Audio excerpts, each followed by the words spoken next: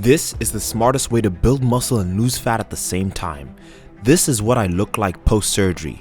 200 pounds, my chest size was 42 inches, my waist at 37 inches, glutes at 43 inches, and my legs at 25.5 inches.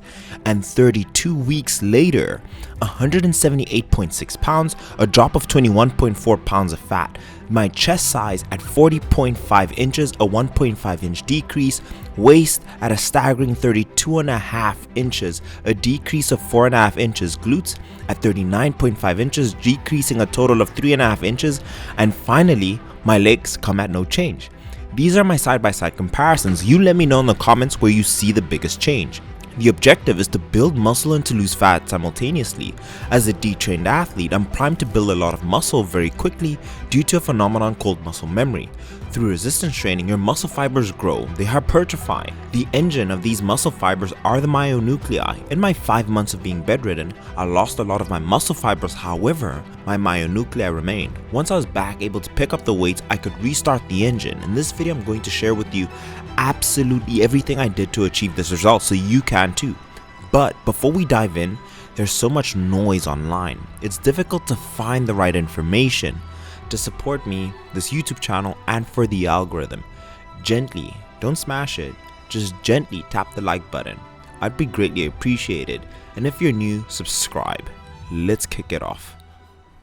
Hi, my name is Dr. Michael Diamonds, and this is my personal guide to body weight composition to be able to build muscle and lose fat simultaneously. What you're seeing right now on the screen is 32 weeks apart through my entire transformation. At the beginning, I had just recovered from my first ever surgery and I was bedridden for 5 months. What you're seeing right here is the video that I recorded exactly less than 24 hours ago. I'm going to give you the simplest guide to be able to see that transformation, everything that I did. But before I dive in, I want to make sure that everybody watching this video sees success and is able to emulate as much success as possible. I'm about to hit 100,000 followers on Instagram. I've never been able to hit that. It's a milestone for the last 8 years that I've been chasing. With that being said, I will be giving a free guide recomposition on my Instagram when I hit 100,000, and it's going to be there for 48 hours. So follow me at drmike.eth. But let's jump straight in. Step number 1 is something that most people don't consider and don't understand how vital and important it is. You may be doing this right now, and this is the main reason that you've never seen progress, and that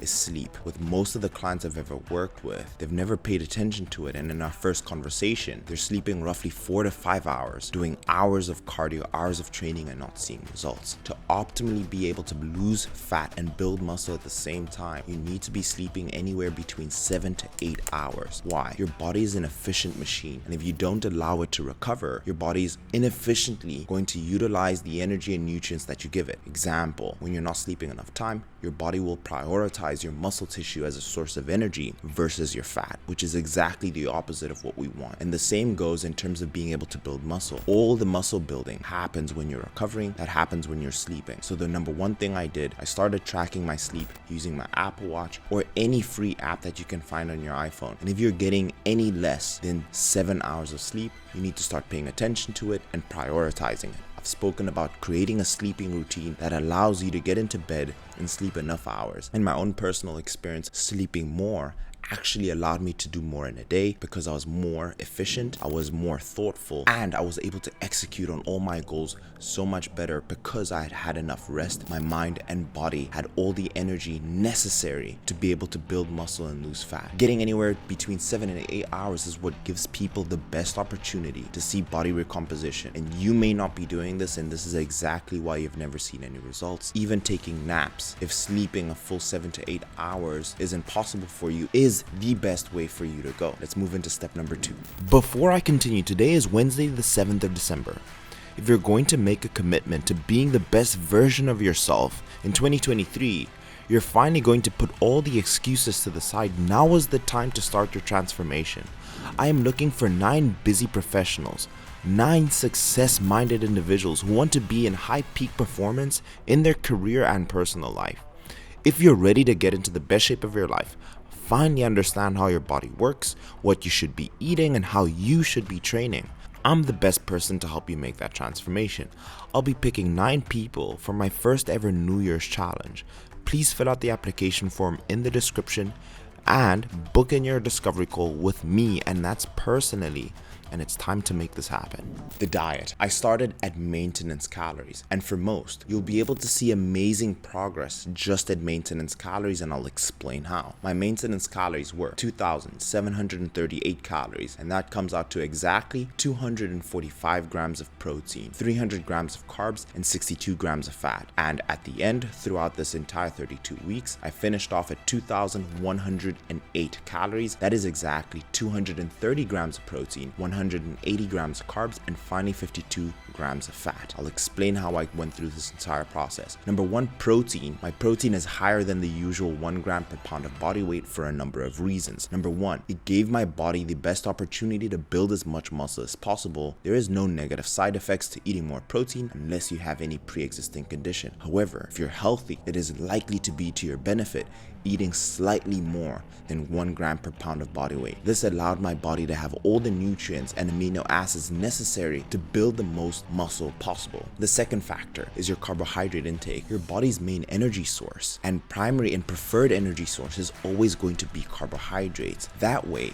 you're able to push more weight, and we know that there's a direct correlation between the amount of weight that you're able to push and the amount of muscle tissue that you have on your body. And that direct correlation and me getting stronger, pushing heavier weight, and doing so with the best form gave me the best possible chance to build as much muscle as possible. And then finally, the fat that is essential to be able to maintain your hormonal levels, and hitting those macros exactly allowed me, number one, to build muscle because I had all the amino acids and the building blocks necessary. I was doing the work necessary in terms of my training because I was giving myself just enough carbs to be able to perform optimally. Finally, my hormones, my testosterone levels, and all the other essential hormones to build muscle were at the right levels because I was eating a balanced diet. With the foods that I was eating roughly 4 to 5 meals a day, separating all those meals in terms of protein intake, and I've made plenty of videos showing my entire diet, but that would usually consist of a protein intake in the day with an oatmeal in the beginning, a protein oatmeal. A lunch would usually be even just 2 chicken wraps for lunch and dinner, and then a snack that I enjoyed like a protein ice cream. So once you've figured out your own macros, then I would recommend using 80% of your total calories from whole foods and 20% from foods you enjoy. This allowed me to balance my diet throughout the 32 weeks without making it feel super rigorous or super bland. The second thing I did, which was very different, 1 day per week I would have a refeed. This is a planned caloric intake in my entire plan. It allowed me to have what I like to call also an off-plan meal. I would have any meal I liked on one particular day of the week. That would usually be burgers and fries when necessary. And breaking that chain of monotony once per week, number one, motivated me because I had something that I was working towards. Number two, I was actually able to perform much better in the gym on the following days because I had much more energy, I was more motivated, and doing that allowed me and gave me the longevity to be able to build muscle and lose fat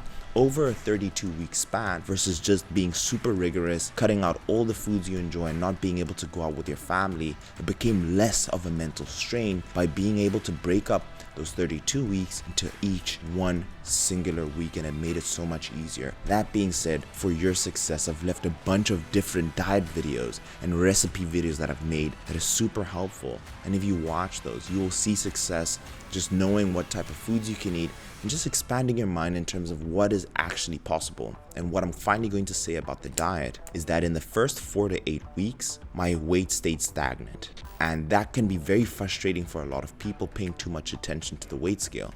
But the truth is, during those 4 to 8 weeks, I was building muscle and losing fat at the same time. Hence why my weight scale was staying the same. Imagine gaining 1 pound of muscle and losing 1 pound of fat. Most people would give up because the weight scale would discourage them. I highly recommend using photos as your main tool to be able to assess your progress, and please be patient through the entire process. You'll be so much happier once you've invested just 6 months into your body to have long-term results.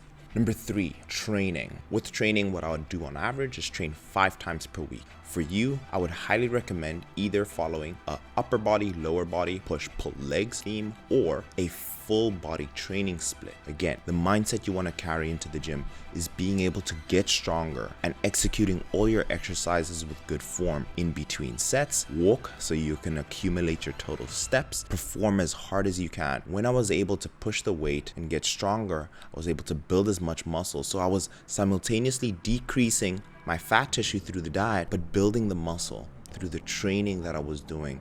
And doing so consistently and diligently allowed me to see the success that I have. And if you just carry the same mindset, you will see the same success. Another tip that most people don't do, and I can almost guarantee you're not doing it, is tracking your weights. Once you're able to track your weight, you know exactly if you're progressing or not. And you can even draw a line graph and see if your deadlift, squat, bench press, or overhead press is getting better. And if that is, there's a high likelihood that there's the same correlation in terms of how much muscle mass is on your frame. And then finally is cardio. Boxing. I've always said to do cardio you enjoy. That way it doesn't feel like cardio. For me, that's boxing, an opportunity to sharpen my mind and combat skills.